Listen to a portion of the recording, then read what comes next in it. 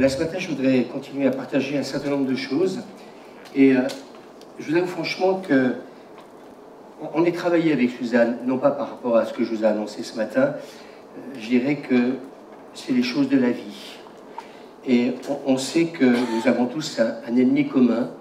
Et je disais hier à notre ami, merci Fred, j'ai oublié de remonter le micro, je disais hier avec donc un ami pasteur, David Thévenet, qu'on ne va pas laisser le diable nous gâcher la vie. Et moi, ce que j'apprends tous les jours, c'est lever la tête. C'est jamais regarder en bas, parce que c'est ce que l'ennemi voudrait. Et je crois qu'à ce jeu-là, eh bien, je disais hier à David, et il était content, on était avec plusieurs jeunes qui ont eu l'occasion de venir à la Chapelle de la Grâce en 2000, c'était combien, 2016. Exactement, vous vous souvenez, cette matinée témoignage où plusieurs étaient intervenus.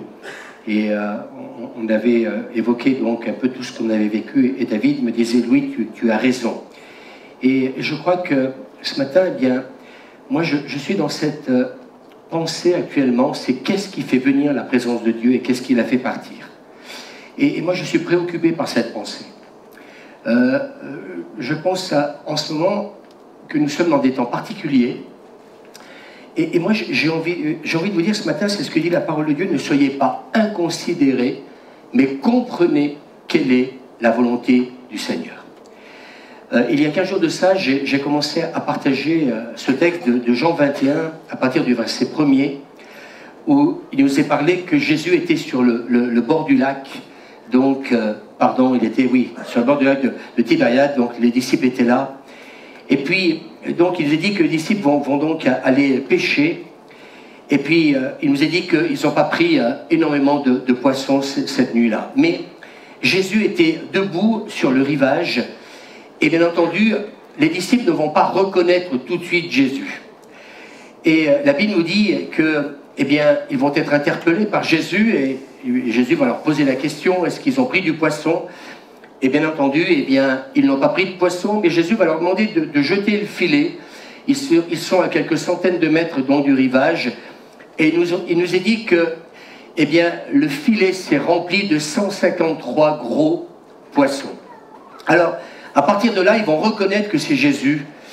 Et moi, ce que j'ai aimé dans ce texte-là, c'est que Jésus a tout préparé. Alors moi, ce matin, je voudrais un peu partager mon cœur. Et je voudrais vraiment vous demander à toutes et à tous de bien écouter. Je ne suis pas là pour apporter un message.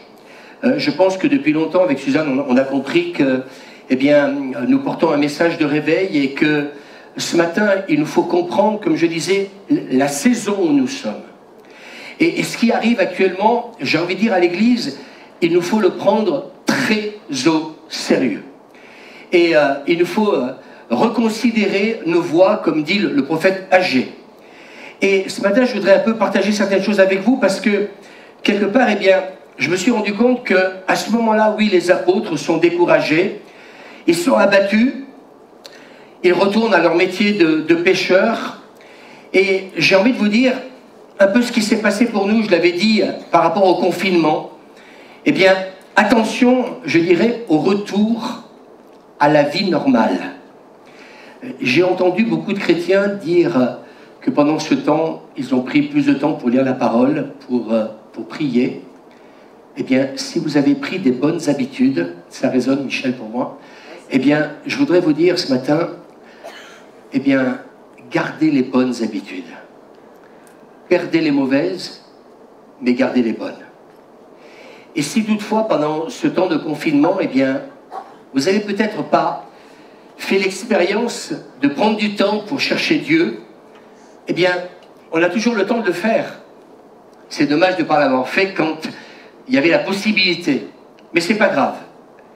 Et je repensais à ce texte de 2 Chroniques, et moi je voudrais donner cette parole ce matin. Pendant la prédication, vous pouvez enlever le masque.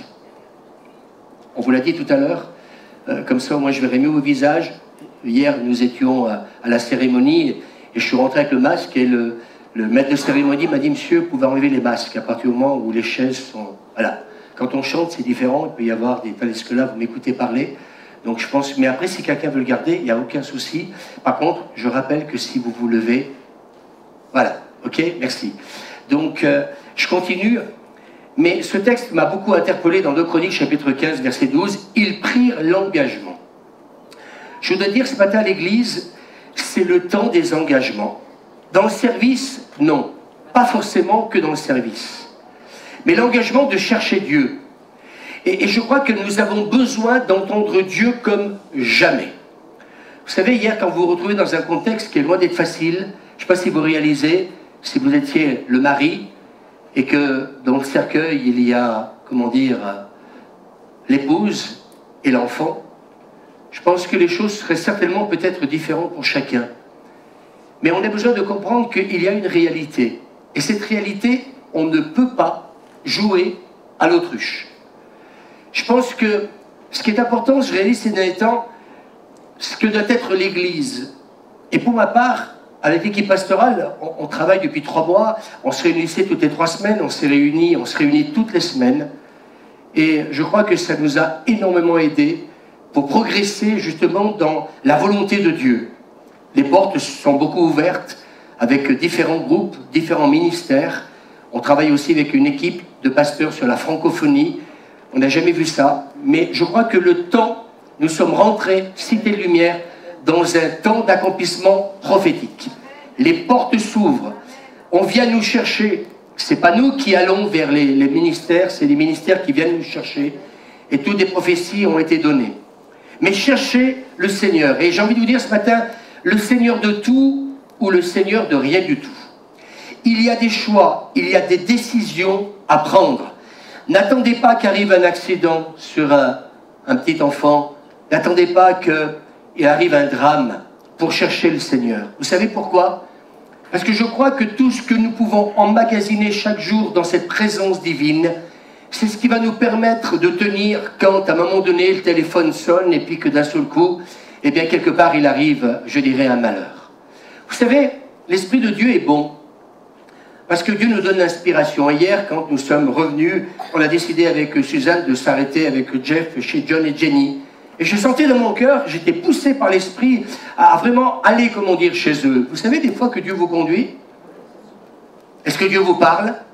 Je vais vous dire aussi exactement que 2 jours auparavant, je disais à Suzanne que je sentais le besoin de prier pour Joy. Je crois qu'il nous faut obéir à ce que Dieu met sur notre cœur et ne pas prendre à la légère ce que nous ressentons et ce que nous recevons de la part du Seigneur. Et quand nous sommes arrivés là-bas, que la porte était close, je dis à Suzanne, je vais quand même les appeler, j'ai à cœur de les appeler. Et puis c'est ce que j'ai fait, et c'est là que Jenny était en train de me dire qu'ils allaient transporter donc Joy à l'hôpital. Vous savez, je crois que la différence, elle se fait là, être à l'écoute de l'Esprit. On aurait pu aller boire un verre, on aurait pu, comment dire, oui, après ce moment difficile, vous savez, une cérémonie, c'est pas toujours facile, bien que cette cérémonie a été exceptionnelle. Je peux vraiment vous l'assurer, la présence de Dieu était là. Il y avait beaucoup d'amis, beaucoup de gens, des jeunes qui sont intervenus, un groupe de louanges qui a été vraiment un jeune donc du Libéria qui était là, qui a interprété un chant. C'était magnifique. Thierry aussi, le mari qui a chanté un chant qu'il avait composé 3 jours avant, je ne sais pas si vous vous rendez compte, sur l'amour du Père, Abba Père. Vraiment, c'était vraiment exceptionnel. Moi, je me dis, vous auriez pu prendre la parole si vous auriez perdu votre épouse et votre enfant. Eh bien, je me dis que les gens étaient surpris, étaient étonnés, mais je voudrais continuer parce que j'ai pas mal de choses à dire et je voudrais aller plus loin. Mais je voudrais vous dire, Jésus les attend sur le rivage, ils n'ont pris aucun poisson. Et puis, bien entendu, eh bien, ce que Jésus va leur demander de faire extraordinaire, il va demander de jeter ce filet alors qu'ils n'ont rien pris toute la nuit. Mais c'est par le miracle que Jésus va se faire reconnaître. Et je crois, et je prophétisais aujourd'hui que c'est par le miracle que Dieu va se révéler dans ce pays de France. Il faut un miracle. Écoutez bien le message parce que j'ai vraiment des choses importantes à vous dire. Je suis travaillé par ce message. Et j'ai été travaillé toute la semaine. Mais c'est par le miracle que Dieu va se révéler. Vous savez peut-être que jusqu'à présent, on s'est dit, mais on attend le réveil. Eh bien, il faut un miracle pour que le réveil vienne dans cette nation. Il faut un miracle pour que le Seigneur touche, comment dire, notre gouvernement. Et hier, eh bien, David me disait, mais quel privilège vous avez, eh bien, d'avoir, eh bien, cette faveur de Dieu auprès des autorités de la ville. Il dit, mais est-ce que vous vous rendez compte Et puis, ça a été des éloges toute l'après-midi de plein de personnes qui, comment dire, nous ont suivis, qui sont venus à la chapelle, qui sont venus ici. J'en étais même gêné. Et je me suis rendu compte que, et je voudrais le dire ce matin à l'église, sans qu'on laisse les chevilles gonflées, mais toutes les personnes qui viennent ici, des ministères hier, nous ont dit, mais à chaque fois qu'on est venu à la chapelle, qu'on est venu à la Cité de Lumière, vous avez été un instrument de bénédiction pour nous. Et David me disait, mais si vous saviez en 2006 ce que j'ai vécu au milieu de vous. Et puis hier, il y a le papa Thierry qui est venu me voir. Vous savez qu'on a donc béni donc Thierry et Karine en 2016. Et ça a été un moment très très fort. Et le papa est venu me voir. Et enfin, c'est plutôt nous qui sommes allés le voir avec Suzanne. Et puis on a parlé au moins 10 minutes avant que la cérémonie commence. Et puis à un moment donné, il a commencé à ouvrir son cœur des remerciements, à ne plus savoir, comment dire, à être gêné. En disant, mais vous vous rendez compte comment vous nous avez accueillis pour la bénédiction de Karine et de Thierry. Vous remercier, merci Jean-Pierre et à toute l'équipe pour le repas. Ils ont été touchés en disant, mais moi, ils sont chrétiens, ils ne sont pas de la même église que la nôtre. Je ne vais pas ce matin dire de quelle église ils appartiennent, mais une autre dénomination, je vais le dire comme ça. Ils ne savaient plus comment nous remercier en disant, mais vraiment la cérémonie a été exceptionnelle. Et puis en même temps, l'accueil, le repas, vous vous êtes, comment dire, tous, eh bien, donnés à fond pour que cette cérémonie se passe bien. Et cet homme a été touché par, justement, cet acte d'amour que nous avons pu, comment dire, manifester à cette famille. Et hier, il ouvrait son cœur, et même à la fin de la cérémonie encore, il est venu encore nous voir, et il n'arrêtait pas. Je dis, mais Seigneur, pourquoi tu es en train de nous dire tout ça? Et David, avec toute cette bande de jeunes qui étaient là autour, à un moment donné, juste avant de partir, qui n'arrêtait pas de parler de nous, de parler de la Cité de Lumière, en disant, mais vous êtes exceptionnels, cette ouverture d'esprit, cette vie de l'esprit, cette présence de Dieu que vous vivez, etc. Je dis, mais Seigneur, qu'est-ce que tu es en train de nous dire? Et en fin de compte, vous savez, des fois de l'intérieur, on ne se rend pas compte de ce que l'on vit. Et ceux qui viennent de l'extérieur, et qui n'ont pas toujours, excusez-moi, mais le privilège peut-être de vivre ce que nous vivons, eux, ils savent ce qui se passe dans une église. Si la présence de Dieu se manifeste ou pas. Et ça m'a, comment dire, avec Suzanne, ça nous a énormément, comment dire, encouragés. Alors, Jésus a pris du pain, il a pris les poissons, et puis j'ai envie de vous dire, eh bien, c'est lorsque nous sommes découragés que Dieu va intervenir. On peut dire Amen, faites-vous pas vos masques. Quand on est découragé, c'est là que Dieu peut intervenir. Vous êtes d'accord avec moi? Et je crois qu'il revient à chaque fois pour... Et quand il se manifeste dans nos vies, c'est pour que nous retrouvions l'espoir et l'espérance. On peut dire Amen? Alors je vous parle, je sais que Joy est entre les mains du Seigneur. C'est ce que j'ai dit hier soir à Jenny.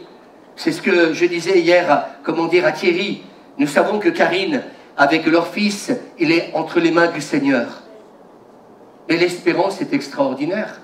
Quand on réalise, bien sûr que la séparation est terrible, mais quand on sait, eh bien, que nos bien-aimés sont dans la présence de Dieu, ça console ou pas? Oui, ça aide énormément, j'ai envie de vous dire. Alors, à un moment donné, eh bien, quand le filet va se remplir, il y a un disciple va dire, c'est le Seigneur. Et moi, je voudrais vous dire ce matin, je crois que ce temps arrive, avec ce que nous allons vivre, et on peut dire Amen. Avec ce que nous allons vivre, nous allons dire, et toutes les personnes qui vont venir nous rejoindre à ce séminaire Souffle Saint-Esprit, nous l'avons bien préparé. Et nous croyons que le Seigneur va nous bénir le 31 octobre et le 1er novembre. J'en profite d'être en direct pour faire, eh bien, pour donner une information, non pas faire de la pub, j'ai horreur de ça. Mais nous croyons qu'on va vivre des temps merveilleux. Et le Seigneur va tellement agir que nous allons nous-mêmes dire avec tous les séminaristes, c'est le Seigneur. Cette pêche miraculeuse, c'est le Seigneur. Ce sont des professionnels, ils n'ont rien pris, mais quand c'est le Seigneur qui intervient, il intervient toujours par le miraculeux. Est-ce qu'on peut dire Amen? Alors, moi j'aimerais vous dire ce matin, et en discutant hier avec David et avec plusieurs personnes, et je voudrais partager mon cœur ce matin.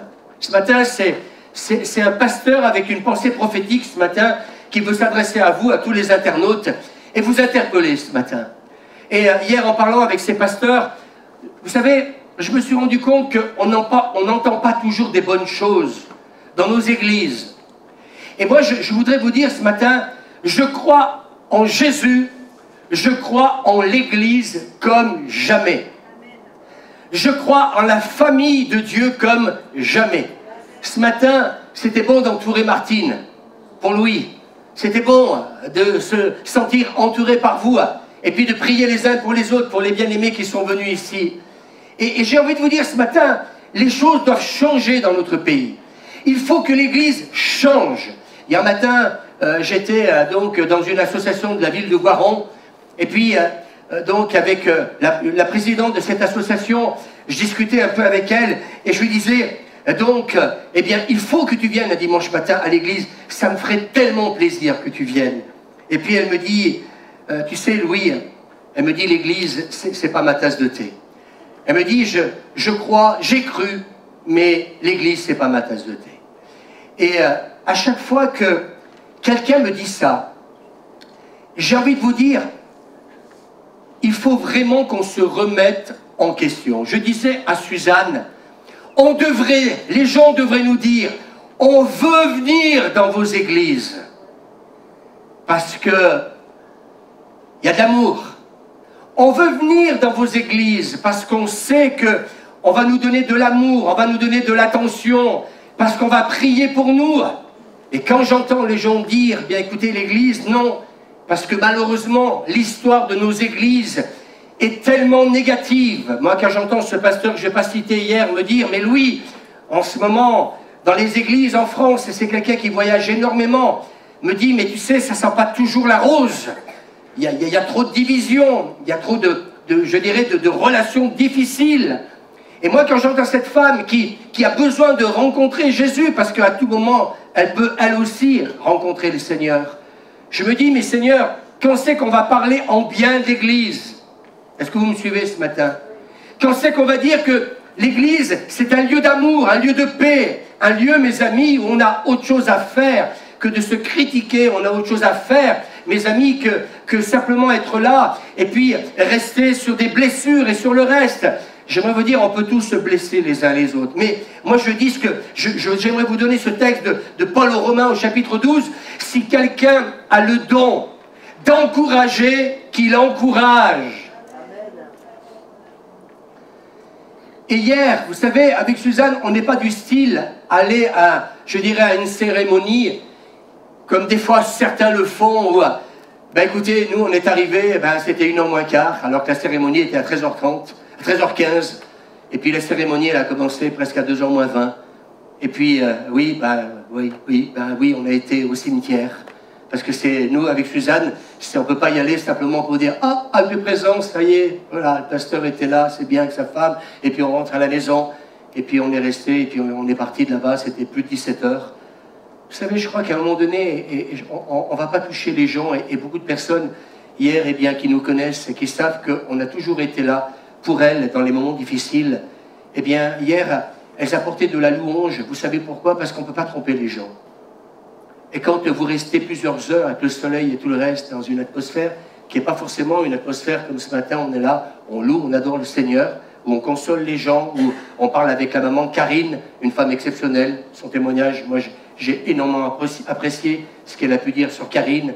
Vous savez, toutes les interventions, puis on est là, on reste à l'écoute, et puis on est là, je dirais, à écouter les gens, on est prêt à aller vers eux, et puis en fait, compte, on n'est pas là simplement pour faire de la figuration.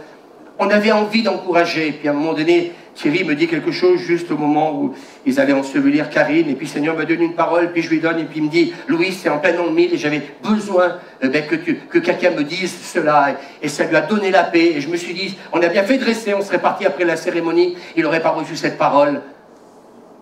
L'amour, mes amis, c'est pas simplement faire acte de présence. Vous savez, ce matin, on pourrait venir au culte, faire acte de présence, mais ne pas pour autant être un louangeur et un adorateur. Vous êtes d'accord avec moi? Que celui qui a le don d'encourager, qu'il encourage. Alors prions pour ça. Ésaïe, au chapitre 35, verset 3. Fortifiez les mains défaillantes, affermissez les genoux chancelants. À ceux qui sont troublés, dites, prenez courage, n'ayez aucune crainte, votre Dieu va venir. On peut dire amen? Le psaume 42, verset 6. Pourquoi t'as battu mon âme et gémis-tu au-dedans de moi? Espère en Dieu, car je le louerai encore. Il est mon salut. On peut lire ensemble, et il est mon Dieu. Alors, moi, j'ai envie de dire ce matin à l'église d'aujourd'hui, moi, je crois qu'elle est appelée à se tenir sur le rivage. Est-ce qu'on peut dire amen? Je vais continuer, écoutez bien, parce que là, je vais aller dans quelque chose de très important.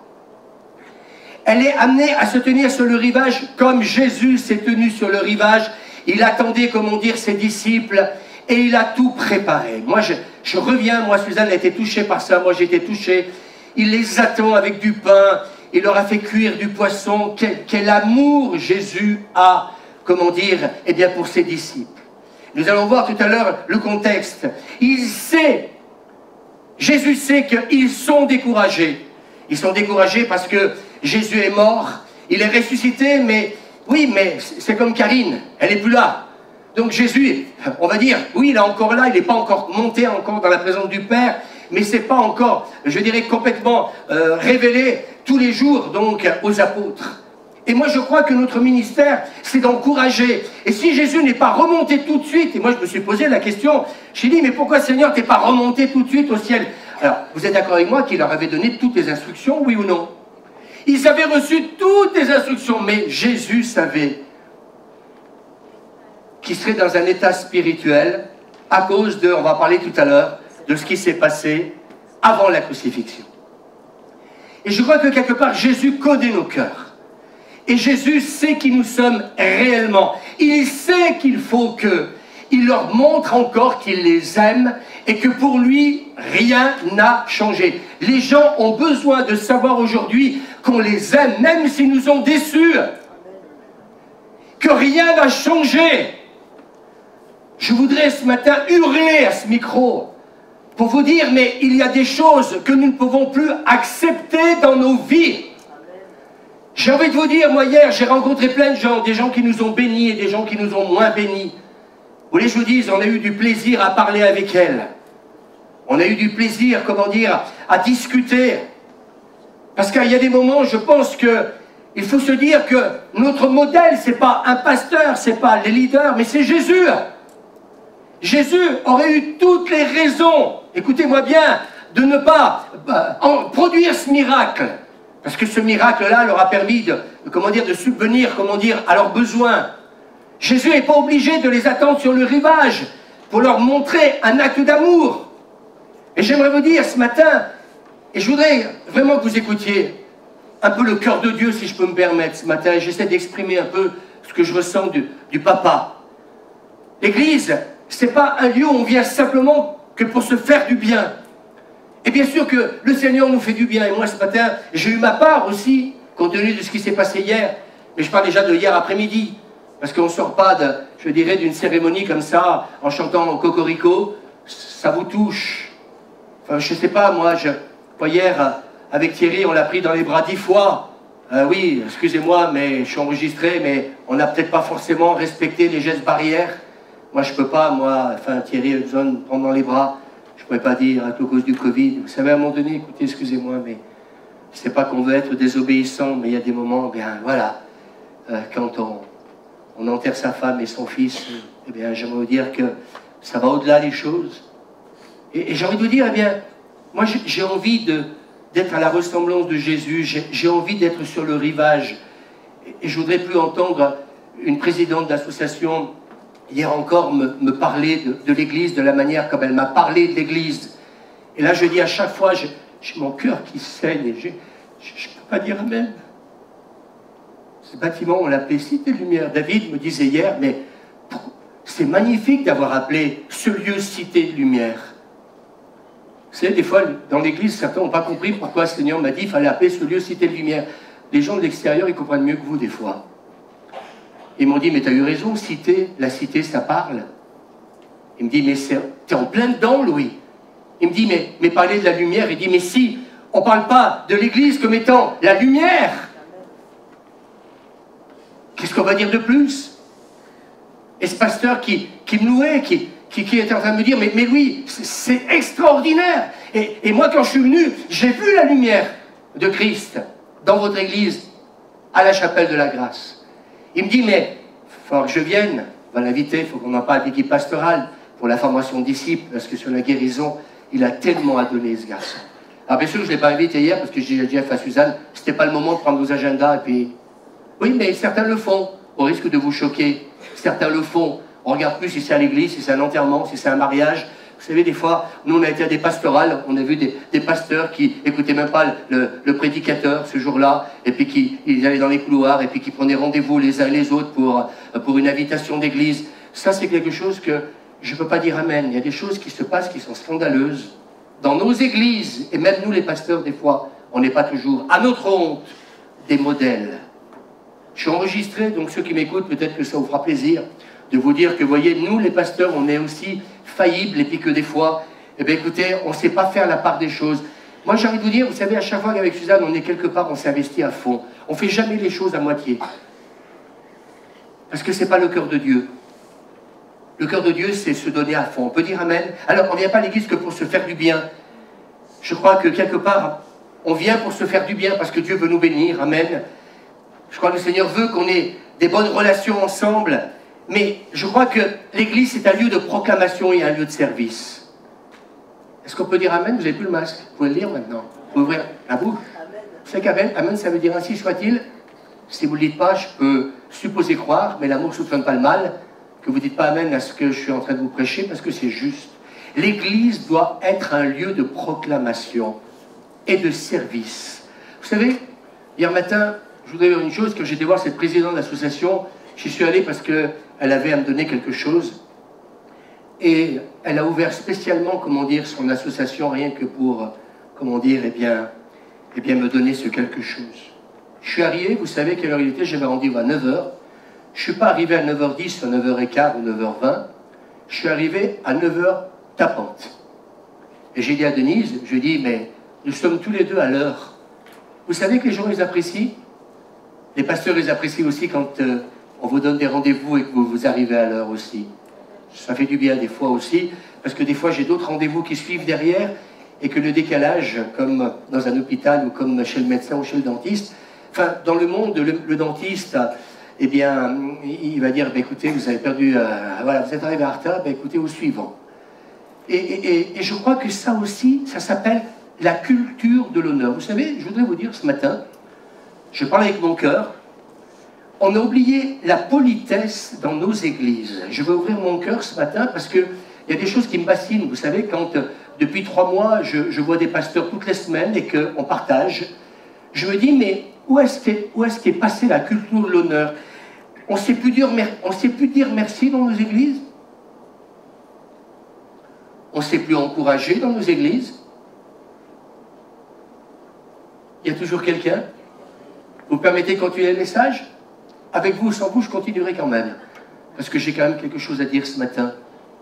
Il faut que l'état d'esprit change. Alors, plutôt que d'attendre que votre pasteur change, que chacun change soi-même. Et je crois que si on prenait cette décision-là, les choses, eh bien, s'arrangeraient. Oui, il faut s'entraider dans l'église. Encourager, mais aussi se laisser encourager. Parce que parfois, on encourage. Nous, on encourage, hier, on a encouragé, mais ce matin, je vous remercie aussi de nous encourager aussi et d'être avec nous, avec Jenny, avec John et notre petite fille. Et des fois, il faut aussi savoir accepter dans l'autre sens d'être aussi encouragé. On peut dire amen à cela? Oui? Oui, les pasteurs, bien souvent, sont toujours en train de bénir les autres, mais ils oublient aussi que parfois, ils ont aussi besoin d'être bénis. Alors, oui, on est là pour proclamer un évangile libérateur et Ésaïe 61 nous rappelle « Oint pour porter de bonnes nouvelles aux malheureux ». On peut lire avec moi « Oint pour porter de bonnes nouvelles aux malheureux ». On a besoin d'encourager ceux qui passent par des moments difficiles et leur dire bah, « Si la bénédiction, elle tarde, j'ai envie de dire à Martine ce matin, eh bien, attends-la ». J'ai envie de vous dire à vous tous qui attendez peut-être une bénédiction, si elle tarde, attends-la. Alors, bien sûr, nous sommes confrontés eh bien, parfois, eh bien, des enfants qui sont en échec scolaire. Les jeunes, n'en parlons pas en ce moment, qui ne savent plus quoi faire de leur vie. Oui, ce matin, Pascal, je ne sais pas où c'est qu'il est, Pascal est parti, non, il est là. Tu avais raison de pleurer sur tes enfants ce matin. Je crois qu'on ne se rend pas compte de ce qui se passe, je n'ai pas envie, peut-être pas, enfin moi je suis sur le terrain tous les jours, donc j'ai les appels téléphoniques, je rencontre du monde, donc je sais ce qui se passe un peu. Oui, les parents sont inquiets par rapport à leurs enfants. Alors, une bonne éducation, je dis amen. Mais je voudrais ce matin dire aux parents, c'est pas dans mes notes, n'oubliez pas d'enseigner vos enfants bibliquement parlant. Et c'est pas la responsabilité de l'Église, relisez la Bible, c'est enseigne l'enfant. Dieu s'adresse aux parents. Enseigne l'enfant quand il est jeune, quand il est petit, quand il sera grand, il ne s'en détournera pas. Est-ce qu'on peut dire Amen? Parce que vous savez, on vit dans une société, on attend tout de l'État. On attend tout, comment dire, du gouvernement, on attend tout du pasteur, on attend tout, mais on ne peut pas se responsabiliser chacun. Est-ce qu'on peut dire Amen? Les parents qui sont déboussolés, les personnes âgées. Hier, cette personne de l'association qui me disait que pendant le Covid, eh bien, elle a rencontré une personne d'un certain âge, 8 enfants. Et elle me disait, tu sais Louis, elle me disait, je suis triste parce que cette femme s'est retrouvée toute seule avec ses 8 enfants pendant tout ce temps de confinement. Seule, ainsi que des hommes et des femmes aujourd'hui avec des enfants qui se retrouvent seuls. Il y a aussi des drames familiaux. Et ça passe tous les jours.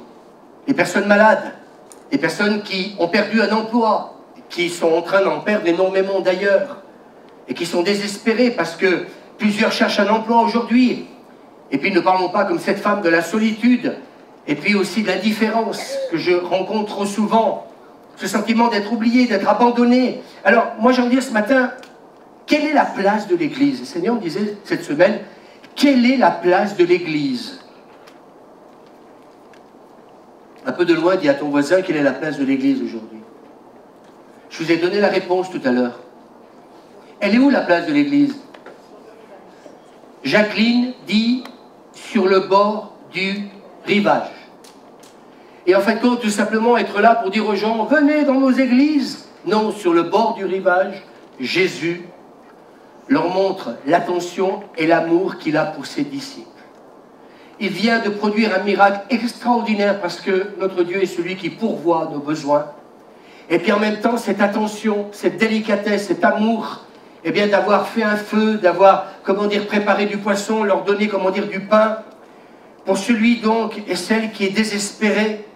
Et moi, un homme de Dieu a dit, là où se trouve l'Église, la vie devrait refleurir. Comment on appelle? Voilà.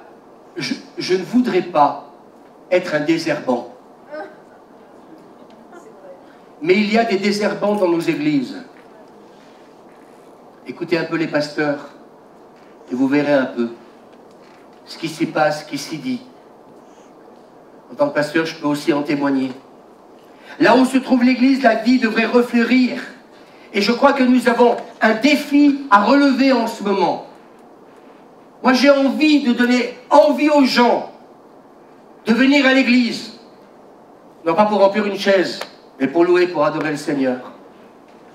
Pour recevoir la vie éternelle. Karine, nous la pleurons. Nous avons pleuré Christiane il y a plus d'un an en arrière, mais nous savons qu'elles sont dans les bras du Père. Moi, j'ai envie ce matin de vous dire à tous et à toutes, c'est bien. On veut se tenir sur le bord du rivage. Pour vous et pour toutes celles et ceux qui vont arriver. J'ai envie de dire à Youssef ce matin, je t'aime. J'étais heureux de t'avoir au téléphone cette semaine. Des fois, il n'y a jamais personne qui répond, on se comprend. Mais avec Louis, il répond.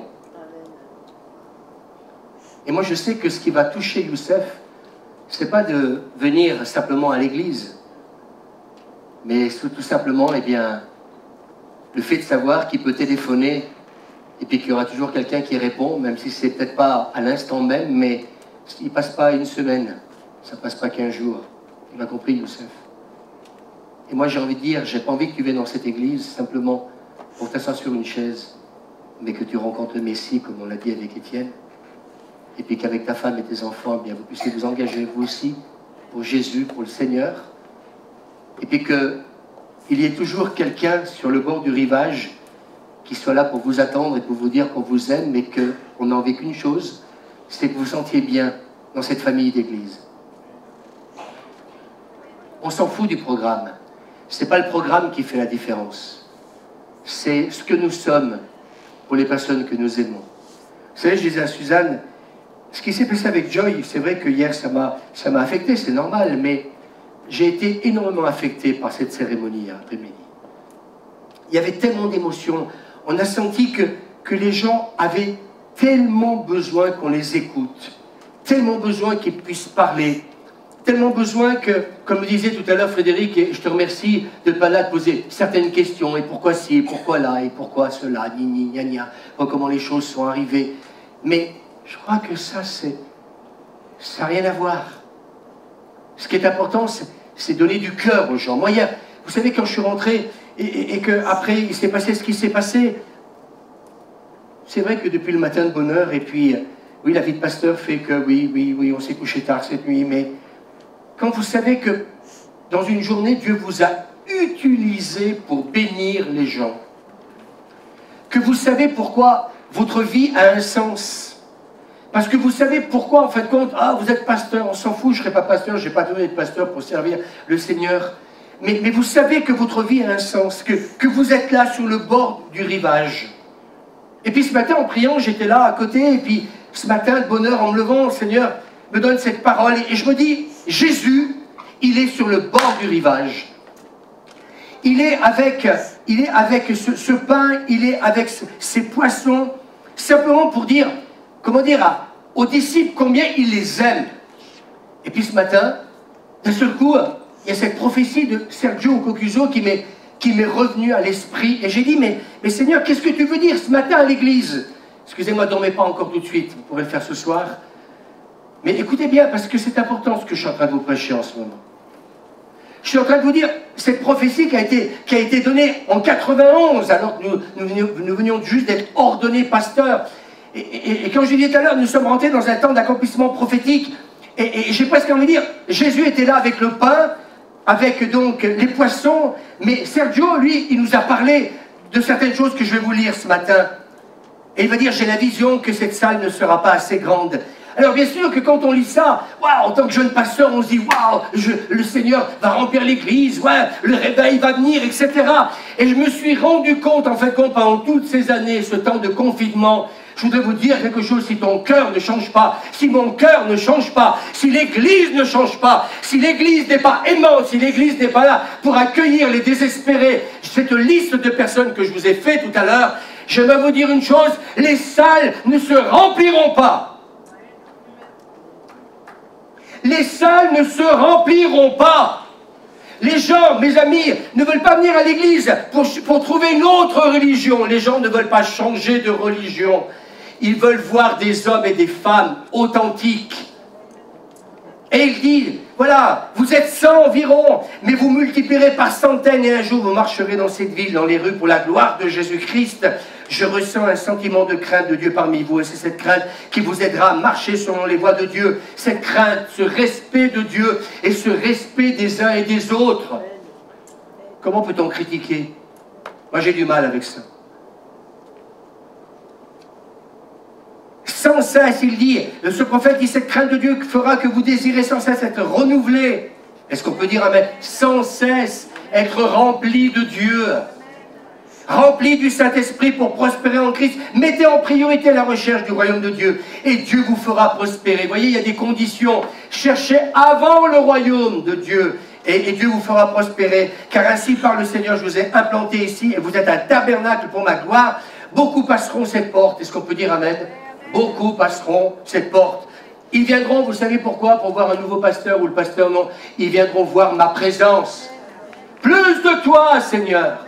Ce matin, je disais, l'Esprit et l'épouse disent, viens, Seigneur Jésus. Ce que nos églises, vous les internautes qui m'écoutez ce matin, j'ai envie de vous dire, ce que nous désirons à la Cité de Lumière, ce n'est pas d'une nouvelle religion, ce n'est pas un nouveau programme. Ce que nous voulons, c'est plus de Dieu.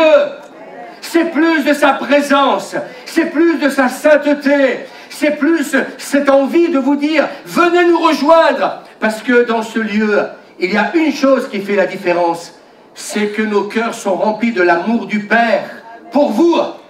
Et vous qui êtes blessés, vous qui peut-être vivez un divorce, vous qui peut-être êtes abandonné, vous qui peut-être vous retrouvez seul avec des enfants, vous qui peut-être perdez un travail, vous qui n'avez plus d'espérance, venez au milieu de nous.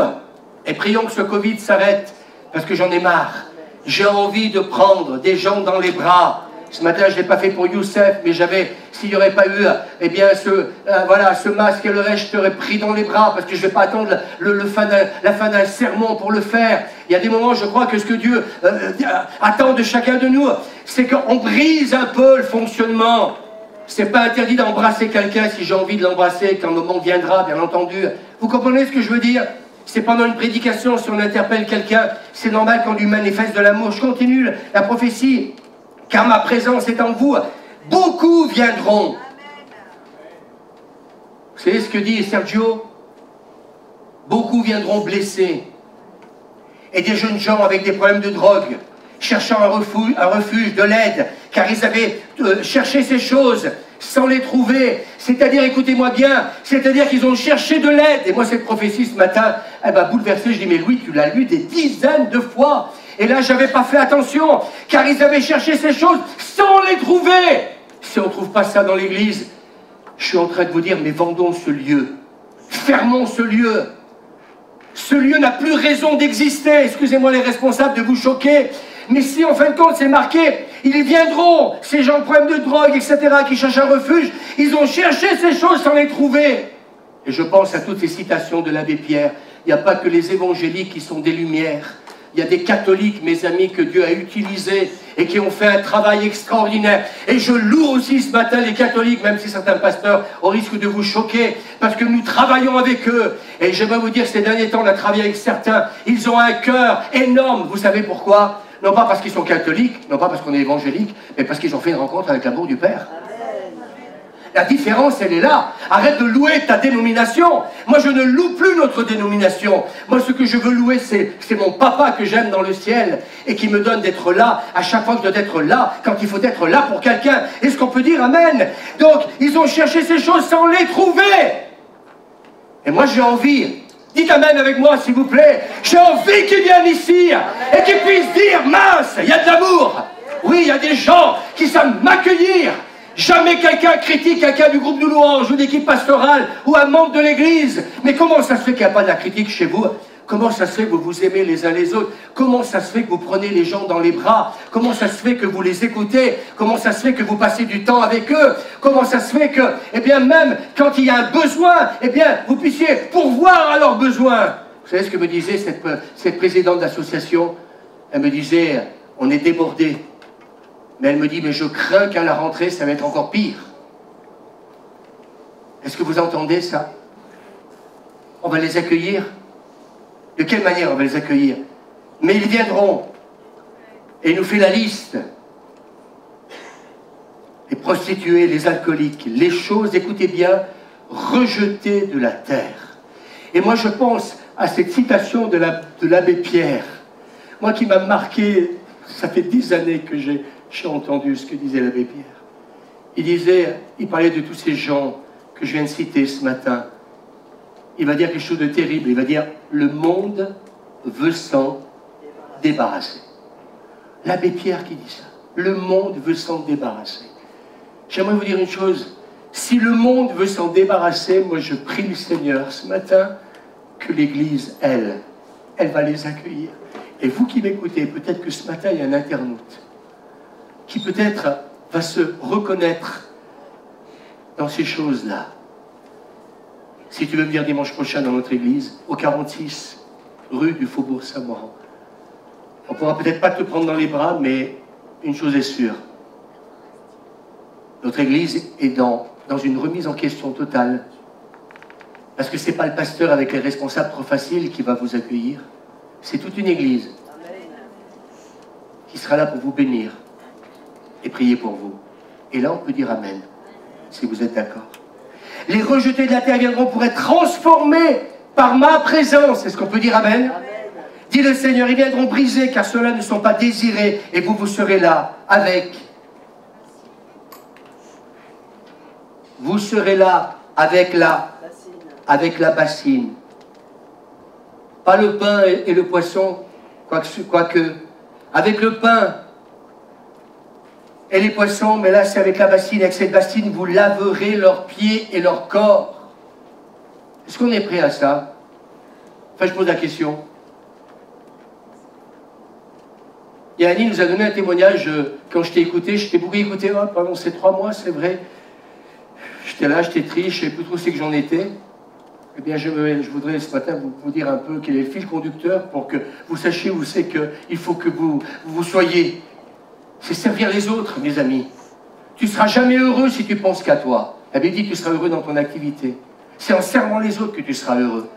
Et plutôt que de te poser la question, qu'est-ce que j'ai à faire? Ils vont arriver, ces gens-là. Eh bien, vous voulez que je vous dise, j'espère qu'on aura la bassine. Je pose la question ce matin, qui c'est qui est prêt à laver les pieds de quelqu'un peut-être qui en aura besoin? Waouh! Il y a une personne qui lève la main, 2, 3, 4, 5, 7, 8, non? Vous savez, ce que les gens ils ont besoin, c'est pas... Ma Bible, elle est où? Je ne sais pas ce qu'elle est. Bien. Elle est là.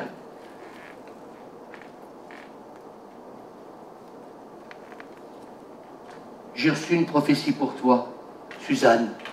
Ainsi par l'Éternel.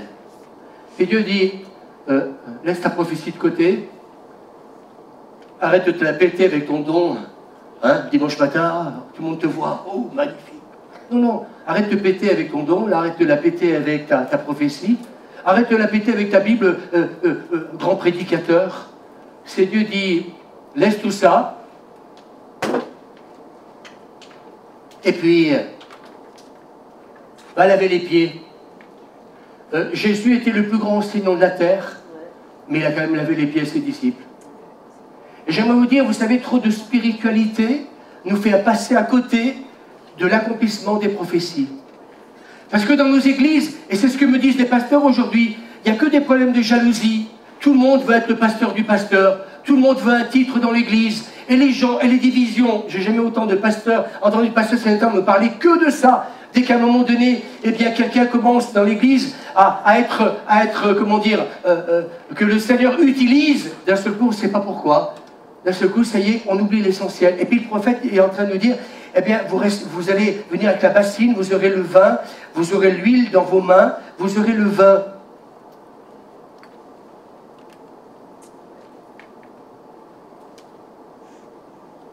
Et moi, j'ai rajouté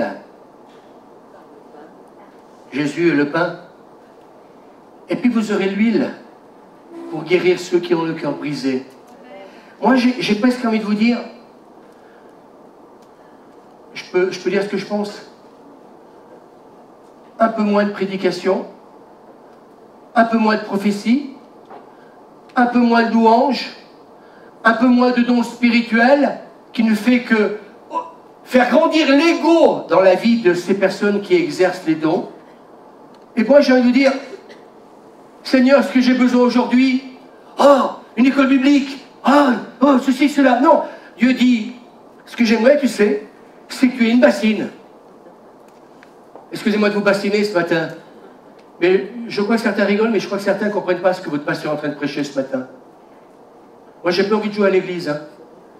Certains, ce que Jésus veut dire, c'est laisse un peu ta prophétie de côté, ton don un peu de côté. On voit que ça d'ailleurs. Tu es capable Je te rappelle la bassine, je te rappelle le vin, je te rappelle l'huile, je te rappelle ça, nourrir les gens. Il est au bord du rivage, non pas pour dire « Je suis Jésus, je suis ressuscité ». Il est là pour le rappeler combien il les aime. Est-ce qu'on peut dire Amen? Vous penserez leurs blessures, dit le Seigneur, parce que ma présence est parmi vous. Marchez humblement devant moi. C'est la prophétie, je continue, ne vous élevez pas dans l'orgueil. C'est quand même étonnant, ça confirme ce que je suis en train de vous dire. Je ne dis pas n'importe quoi. Ne laissez pas l'ennemi vous voler, vous dérober ce que vous avez reçu de moi, mais marchez avec moi. Cherchez ma face, c'est parce que je suis ici, parce que je demeure ici, 24 heures sur 24, alors que vous viendrez. Vous verrez ma présence venir vers vous. Et vous savez, la présence, elle viendra qu'à partir du moment où... À partir du moment où nous accueillerons les gens avec... On peut le dire ensemble, vous n'avez plus les masques, hein? La bassine, le vin, l'huile et le pain. Ma présence viendra, elle touchera les affligés, ça sera comme une nuée parmi vous. Beaucoup d'entre vous sauront ce que c'est que la réalité de marcher avec Dieu. Lorsque vous unissez dans cet endroit, je vous donnerai ma joie, ma paix, parce que je suis le Seigneur. J'ai vraiment le désir de mettre mes ailes sur toi pour te protéger et t'aimer. J'ai le désir de communiquer avec toi, dit le Seigneur.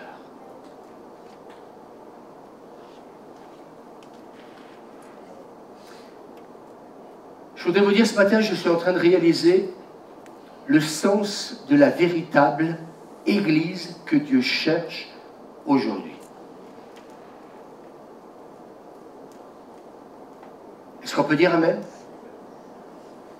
Et si ces questions-là, si nous ne les posons pas maintenant, je pense que ne prions plus pour un réveil, parce que le réveil ne viendra pas. Moi, je dis aujourd'hui, nous avons besoin d'être loin. Oui, nous avons besoin d'être loin, mais nous avons aussi besoin de revenir à l'essentiel. Moi, cette femme, ce matin, quand je rentre dans son association et puis que je la vois, comment dire, être présente, et puis je sais ce qu'elle a fait dans la semaine. Vous savez, elle n'a pas une épicerie solidaire, mais elle est capable de nourrir plein de familles dans la ville de Voiron. Ce n'est pas une spécialiste de l'épicerie solidaire, mais elle est capable d'accueillir ses familles. Et puis de me dire, oui, il nous manque des bénévoles. Oui, c'est un travail énorme. Mais à aucun moment elle se plaint. Et puis j'ai beaucoup apprécié en aparté, je dis ça comme ça, parce qu'on ne se rend pas compte des fois ce que les gens font. Parce qu'on s'imagine que le pasteur il travaille le dimanche matin. Puis elle me dit, je suis parti 15 jours en vacances. Puis elle me dit, quand je suis revenu, ce qu'ils étaient contents. Parce qu'ils se sont rendus compte de tout le boulot que j'avale toute l'année. Vous savez, tant qu'on a les gens sur place, on ne se rend même pas compte du boulot qu'ils font. Vous avez dû être avec nous hier, vous auriez vu un peu toutes les personnes qui, elles, savent ce qu'on fait toute l'année pour elles. Vous auriez peut-être été choqués, dans le bon sens, et surpris de voir que le mot pasteur, il ne s'agit pas que d'avoir un titre pasteur, il s'agit de l'être, eh bien, au quotidien. Et on peut dire amen à cela. Alors, on n'a plus le temps de vivre charnellement. C'est le temps de la grâce et du pardon. Est-ce qu'on peut dire amen? C'est le temps de la grâce et du pardon. Dites avec moi, c'est le temps de la grâce et du pardon. Matthieu 26, verset 31. Alors Jésus leur dit, je serai pour vous tous cette nuit une cause de chute, car il est écrit, je frapperai le berger, les moutons du troupeau seront dispersés, mais après mon réveil, je vous précéderai en Galilée. Pierre lui dit, quand tu seras pour tous une cause de chute, tu ne le seras jamais pour moi. Jésus lui répondit, amen, je te le dis, cette nuit même, avant qu'un coq ait chanté, tu m'auras renié par 3 fois. Pierre lui dit, même s'il me fallait mourir avec toi, je ne te renierai pas. Et tous les disciples dirent la même chose. Moi, j'aimerais vous dire une chose, ma spiritualité, ces derniers mois, je l'ai mis de côté. Hier, en écoutant tous ces gens, ça a révélé encore l'état de mon cœur, ce que j'ai pu donner avec Suzanne, et puis ce qu'on n'a pas donné. Et là, quand je lis ce texte-là, quand Jésus va dire ces choses aux disciples avant la crucifixion, eh bien, je voudrais vous dire ce matin que quand on est plein de Dieu, je le redis encore ce matin, quand on est plein de papa, on pardonne. Et là, on va être sur le bord du rivage pour des personnes qui ne le méritent pas. Est-ce qu'on peut dire amen? Et ça, c'est la transformation. Et je pense que ce que le Seigneur veut nous dire en ce moment, c'est que dans nos églises, ce que Dieu veut faire en ce moment, c'est transformer nos vies afin qu'elles soient à la ressemblance de l'amour du Père. Est-ce qu'on peut dire amen? Alors, comme Jésus, il faut enterrer le passé. Est-ce qu'on peut dire amen? Et je voudrais lire Marc chapitre 14, verset 44. Judas, celui qui livrait Jésus, avait indiqué à cette foule, le signe qu'il utiliserait, l'homme que j'embrasserai, c'est lui. Saisissez-le et emmenez-le sous bonne garde. Dès que Judas arriva, il s'approcha de Jésus, un apôtre, et lui dit, maître, vous vous rendez compte, il est capable de dire maître, puis il l'embrassa. Les autres mirent alors la main sur Jésus et l'arrêtèrent. Alors tous les disciples l'abandonnèrent et s'enfuirent. Beaucoup de gens en effet portaient de fausses accusations contre Jésus, mais ils se contredisaient entre eux. Quelques-uns d'entre eux se mirent à cracher sur Jésus. Ils lui couvrirent le visage, le frappèrent à coups de poing et lui dirent, devine qui t'a fait cela. Et les gardes prirent Jésus et lui donnèrent des gifles. Moi, quand j'ai lu ça cette semaine, j'ai pleuré. 43 ans de conversion, j'espère que quand vous lisez des textes comme ça, vous pleurez encore, que ça ne vous laisse pas indifférent, et que vous n'allez pas utiliser ce texte simplement pour prêcher, pour montrer que vous avez une connaissance biblique. Moi, ça m'a touché. Je me suis dit, Seigneur, ce que tu as enduré. Et l'apôtre Jacques va dire au chapitre 2, verset 13, oui, Au moment du jugement, il n'y aura pas de pitié pour ceux qui n'ont pas eu de pitié des autres. Mais la compassion, la miséricorde, elle triomphe du jugement. Est-ce qu'on peut dire amen? Vous savez pourquoi j'ai lu ces deux textes-là? De ce que Judas et ce que les disciples ont pu faire? C'est parce que j'aimerais vous rappeler ce matin, je voudrais vous le redire ce matin, c'est que quand Jésus il est au bord du rivage, vous comprenez? Il est au bord du rivage pour des apôtres à qui nous n'aurions jamais fait ce que Jésus a fait, compte tenu de ce qui s'est passé. Et des fois, pas à la Cité de Lumière, mais pour pas grand-chose, on se fâche. Pour pas grand-chose, on se fait la tête. Pour pas grand-chose, on n'est pas capable d'avoir l'humilité pour se pardonner mutuellement.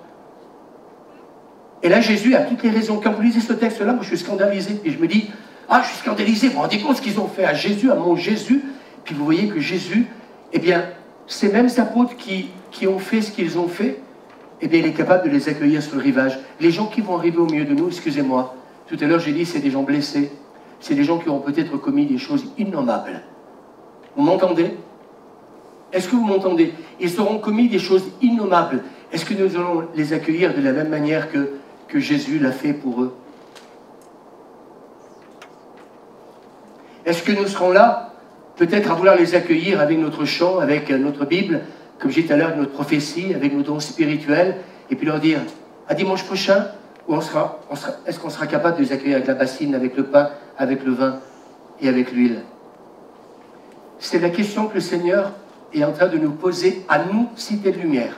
Tous les internautes qui m'écoutaient ce matin, peut-être que ça ne vous concerne pas, mais ça concerne l'Église, la Cité de Lumière ce matin. Je suis venu avec un message, oui, ce matin, pasteur, mais prophétique aussi. Je suis en train de vous dire, si vous voulez que les choses changent, il va falloir que nous changions. Si nous voulons que le réveil vienne, il va falloir accueillir tous ces gens que peut-être nous, on ne sera peut-être pas prêt d'accueillir. Mais Jésus, sur ce rivage, est un exemple d'amour. Et c'est pour ça que j'ai lu exprès ces deux textes-là, où donc Judas, eh bien, va donc trahir Jésus, où ces apôtres vont abandonner Jésus. Je voulais les relire avec vous ce matin pour vous rappeler le contexte. Et le contexte est important. Il est important ou pas? Proverbe chapitre 10, verset 12, la haine excite des querelles, mais l'amour couvre toutes les fautes. 1 Pierre 4, 8, avant tout ayant les uns pour les autres une ardente charité, car la charité couvre une multitude de péchés.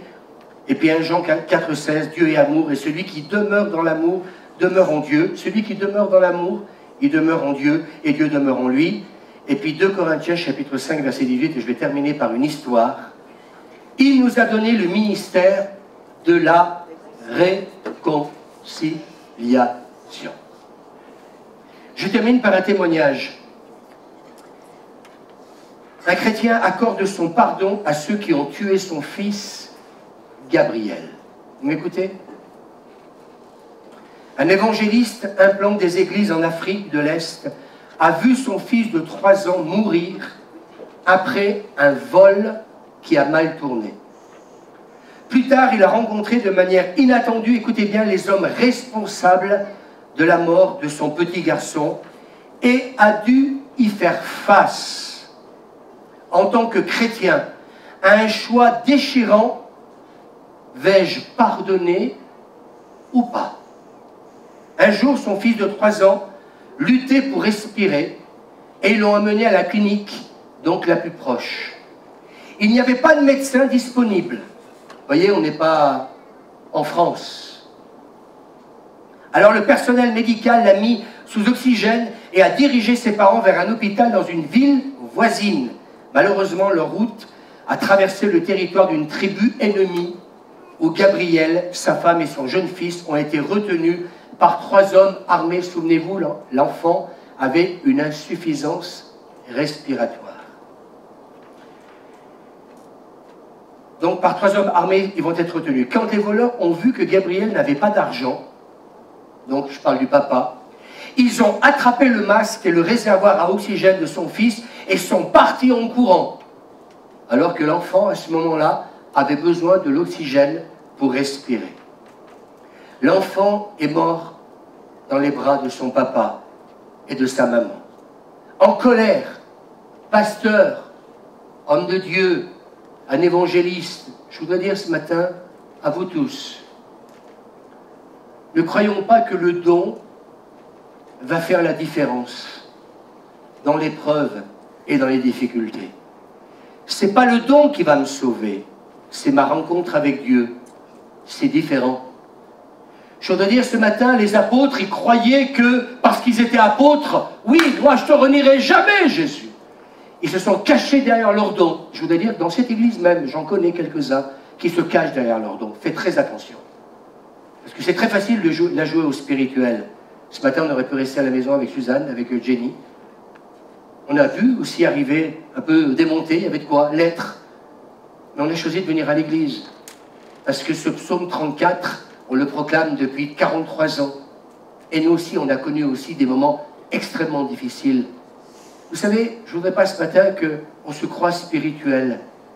Et le fait de se croire spirituel et croire qu'on est à l'abri de tout, eh bien, je rencontre tellement des chrétiens que quand ils passent par la vallée de l'ombre de la mort, on va voir qui est qui. Et nous avons besoin de veiller. Et donc, ils sont désemparés, ils sont rentrés chez eux pour pleurer et enterrer, écoutez bien, leur propre fils, leur précieux fils. En quelques mois, Gabriel a reçu des nouvelles surprenantes, écoutez bien, d'un responsable de leur mouvement d'église. Des personnes de cette même tribu ennemie, écoutez bien, répondaient à l'évangile et recevaient le Christ. Vous vous rendez compte?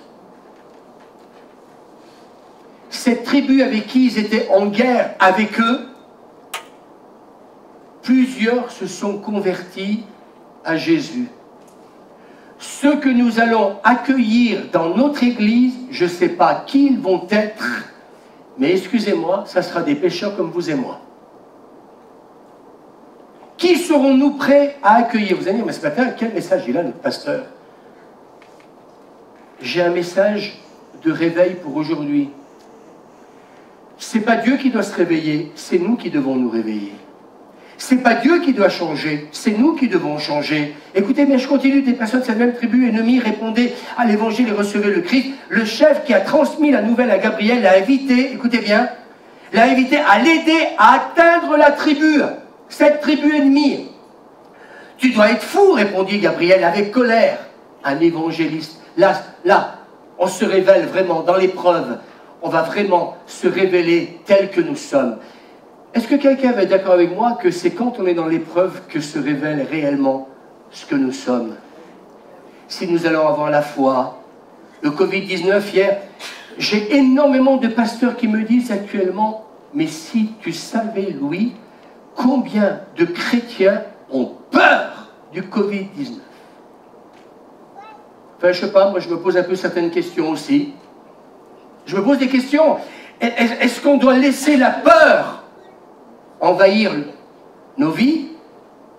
Ou est-ce qu'on continue à lui faire confiance? Enfin, moi je vous pose la question. Vous croyez que c'est normal que l'Église ait peur, comme le monde?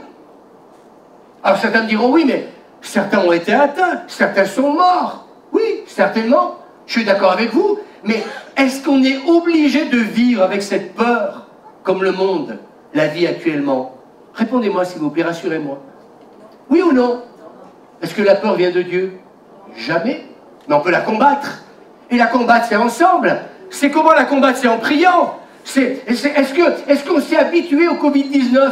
Et moi, quand j'entends, hier, cette présidente de l'association qui me dit, voilà, mon mari travaille aux urgences. Et il semblerait que le Covid-19 est en train de repartir à fond la caisse. Hein. Et comme j'ai dit, hier soir, quand avec Jenny, vers 1h du matin, on était en train de passer les quais de la Bastille, et qu'on voit qu'il y avait des centaines de personnes qui étaient à côté, côte à côte, serrées comme des sardines, en train de boire une bière, ou ce que vous voulez. Je dis, oui, Jenny, oui, c'est vrai qu'ils continuent comme ça, les gens. Alors je continue.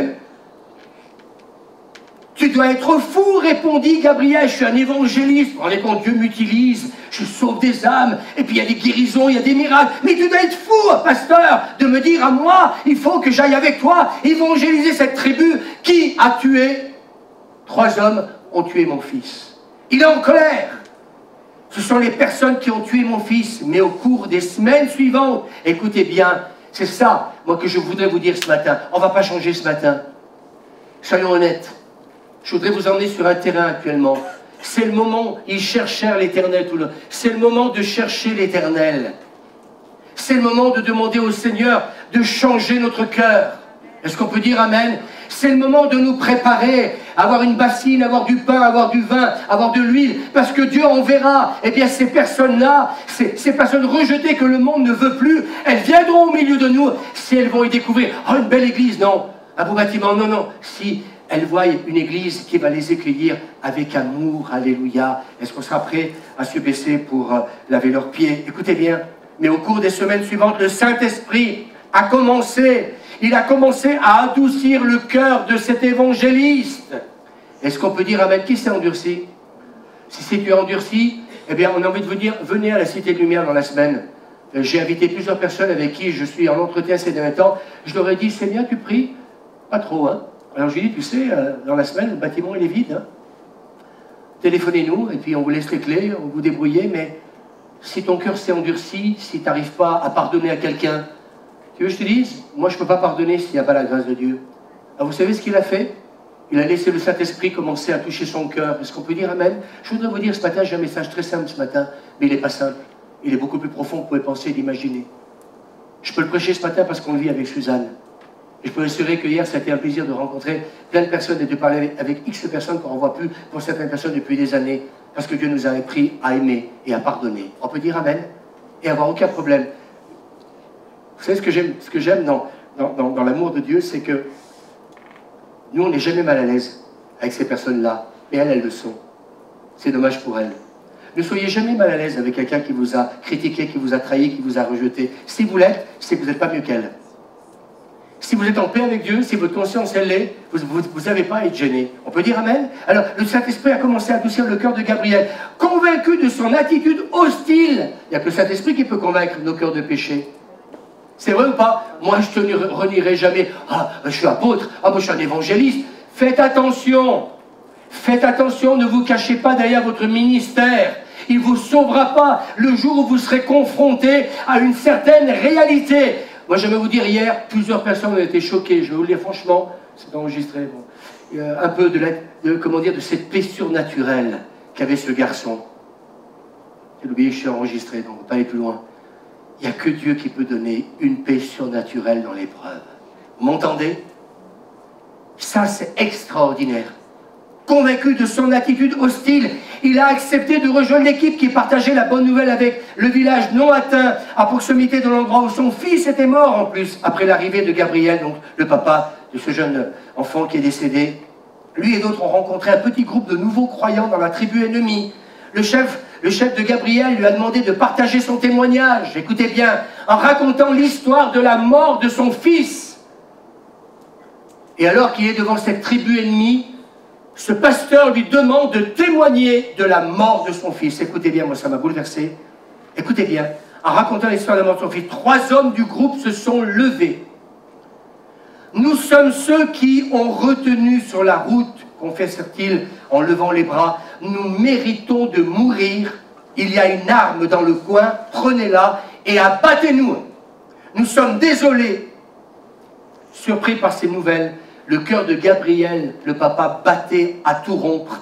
Et dans son esprit, ses pensées se bousculèrent à toute vitesse, alors qu'il réfléchissait à la façon de répondre aux hommes qui avaient ôté la vie de son fils unique. Et nous jouons à l'église tous les dimanches matins. Je voudrais vous dire ce matin quel n'est pas le papa ce matin qui aurait pris le pistolet et qui aurait descendu les 3 gars. Soyons honnêtes ce matin. Arrêtons de jouer à l'église.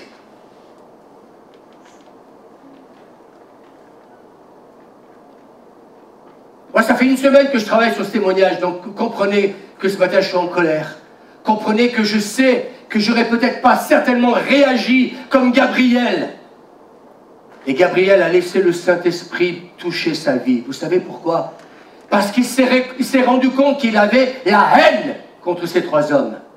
Et vous savez, je voudrais vous dire ce matin, quand il y a la haine dans le cœur des chrétiens, dans nos cœurs, je nous demande, tu as 2 choix. Soit tu laisses cette haine te pourrir, ou alors tu implores ma grâce. Et de la même manière que Dieu a pardonné tes péchés, mes péchés, eh bien, il pardonnera aussi ceux des autres. Oui, mais quand c'est ceux des autres, c'est tellement facile.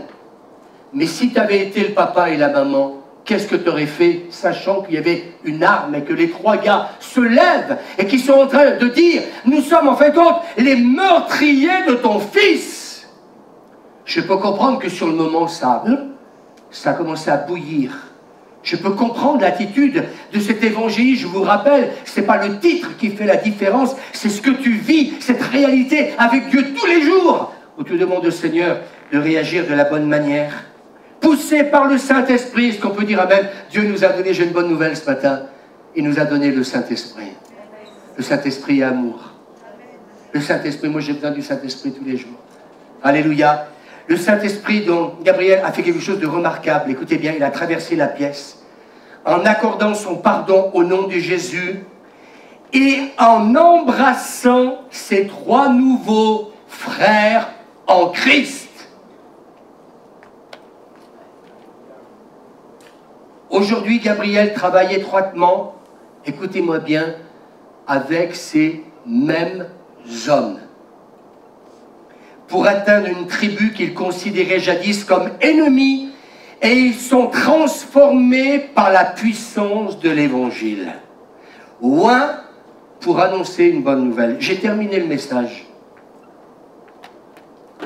Je ne vais pas m'excuser ce matin d'avoir prêché ce que j'ai prêché, parce que j'aimerais vous dire ce matin, vous avez un pasteur qui depuis 3 mois, eh bien, est dans ce travail de l'esprit. Et c'est une histoire vraie. Je ne voudrais pas ce matin que nous puissions croire que oh, le pasteur, il a raconté une petite histoire. J'aimerais vous dire une chose, même un chrétien serait capable de prendre un pistolet, excusez-moi, et de tuer les 3 hommes qui ont tué leur, le fils. Est-ce que c'est vrai ou pas? Un cœur transformé. Jésus les a attendus sur le rivage, avec la bassine, le vin, l'huile et le pain. C'est le message que Dieu m'a donné cette semaine pour l'Église, la cité de lumière. Pour les autres églises, pour ceux qui m'écoutent, que Dieu vous bénisse. Si ça vous a parlé, tant mieux. Mais ce message, il est pour nous. Peut-être que la prochaine fois, vous voudrez peut-être un pasteur qui vienne pour vous exhorter, vous encourager, vous dire vous êtes les plus beaux de la terre. Eh bien écoutez, vous voulez que je vous dise, si on ne fait que vous dire vous êtes, ou me dire que je suis le plus beau de la terre et le plus gentil des gentils, je ne changerai jamais. Mais ce qui va révéler, écoutez-moi bien, arrêtons de jouer à l'église. Notre spiritualité, je vais vous dire que des fois Dieu en est fatigué. Ce qui va révéler ce que nous sommes, c'est quand un drame se prépare ou arrive. Et quand il arrive, tu as beau t'appeler Pierre, tu peux t'appeler Judas, tu peux t'appeler Paul ou qui tu veux. C'est dans l'épreuve que se révèle l'état de ton cœur. Pourriez-vous travailler avec quelqu'un qui aurait tué votre fils? Je vous pose la question. Le Seigneur, écoutez-moi bien ce matin. Je suis en train de vous dire, il y a une moisson qui arrive. Si les pasteurs m'écoutent, j'aimerais vous dire, il y a une moisson qui arrive. C'est fini le temps de jouer à l'église. Le Seigneur va nous remplir nos églises, mais il ne va pas nous envoyer des gens bien portants. Jésus dit, je ne suis pas venu pour les bien portants. Faites la fête avec vos amis, c'est très bien. Mais faites attention que si c'est que la fête et que vous oubliez de leur parler de Jésus, alors moins de fêtes et évangélisez davantage. Mais pour évangéliser, il nous faut avoir un cœur comme Gabriel. C'est-à-dire qu'il faut passer à la moulinette. Il faut qu'à un moment donné, le Saint-Esprit vienne dire, Louis, dans ton cœur, tu n'es pas autant aimant que tu le prétends. Ce que tu prêches ce matin, c'est peut-être facile de le prêcher parce que tu n'es pas Gabriel. Et si tu étais Gabriel, Louis, comment tu aurais réagi? Ah, mais je suis pasteur, et on se cache derrière le titre. Non, non, tu es pasteur, tu n'es rien du tout. On va voir comment ton cœur va se révéler dans l'action, quand tu seras confronté, comment dire, à la situation. On peut prier les uns pour les autres? Vous voyez, c'est midi, et terminé. Regardez bien, je dirais, ces objets. Regardez-les bien avant de partir, s'il vous plaît. Parce que le réveil, il est là, il n'est pas ailleurs. Si vous attendez encore un pasteur ou un prophète qui va venir de je ne sais pas d'où pour que quelque part, eh bien, le réveil puisse venir, il va amener l'onction. Ce jour-là, il va peut-être vous bénir. Et si c'est pour continuer à être béni et ne pas, nous, l'Église, accueillir ce que Dieu va nous envoyer, j'aimerais vous dire une chose. On peut attendre le réveil, on continuera à vivre ce qu'on a vécu depuis des années. Et moi, dans mon cœur, je le dis même à l'équipe pastorale, je ne suis plus satisfait de vivre ce que nous vivons. Je ne suis plus satisfait de me retrouver derrière un pupitre simplement pour apporter un message, parce qu'il faut apporter un message un dimanche matin. Je suis en train de vous dire, il y a des prophéties qui ont été données et qui sont sur le point de s'accomplir. Alors pendant cet été, s'il vous plaît, si peut-être pendant ce temps de confinement, vous n'avez peut-être pas assez cherché sa présence, faites-le pendant ces temps de vacances. Ne pensez pas qu'à la mer, elle reste. Nous, on va continuer, on va partir en vacances à quelques-uns. Tous les matins, nous aurons nos 2h30 dans la présence de Dieu. On le fait ça depuis des années. Ça ne changera pas. J'aime mon Dieu même en vacances. C'est ce qui fait la différence quand les mauvaises nouvelles arrivent. Ce qui vous construit, ce n'est pas votre titre. Excusez-moi, faites attention. Certains s'imaginent que c'est le titre qui te construit. Ce n'est pas le titre qui te construit dans l'Église, c'est ce que tu es devant Dieu. Relisez votre Bible un peu, tous les hommes de Dieu, ce qu'ils ont traversé. Ils sont tenus tout simplement parce qu'ils avaient fait une rencontre avec le Seigneur. On peut dire Amen. Excusez-moi d'avoir été direct. Et c'est parce que je vous aime ce matin que je vous ai prêché ce que je crois être le cœur de Dieu. Est-ce que vous êtes d'accord avec ça? Si vous n'êtes pas, chercher le Seigneur, il va vous éclairer. Parce que moi, ça fait depuis quelque temps qu'il m'éclaire. Et j'aimerais vous dire ce matin, j'ai envie d'être encore plus à sa ressemblance. Parce que ceux que nous allons accueillir, qui sont inscrits dans cette prophétie de Sergio Cocuzo, ce n'est pas les bien portants qui vont arriver, et c'est les blessés, c'est ceux qui ont besoin de la grâce de Dieu. On peut dire Amen? Vous pouvez vous lever 2 minutes? Je vais aligner ça.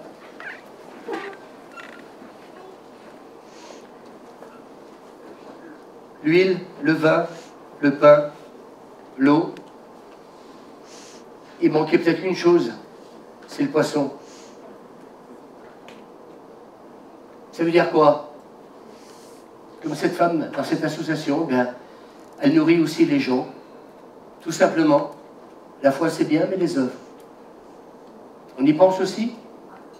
On peut fermer nos yeux pendant quelques instants. Saint-Esprit, j'ai essayé comme j'ai pu d'apporter ta parole ce matin. Moi je sais que je suis travaillé parce qu'avant de prêcher à l'église, tu sais très bien, je sais très bien que tu me parles avant. Et je te remercie pour ce travail que tu fais dans ma vie personnellement. L'exemple de Gabriel et quoi dire de plus?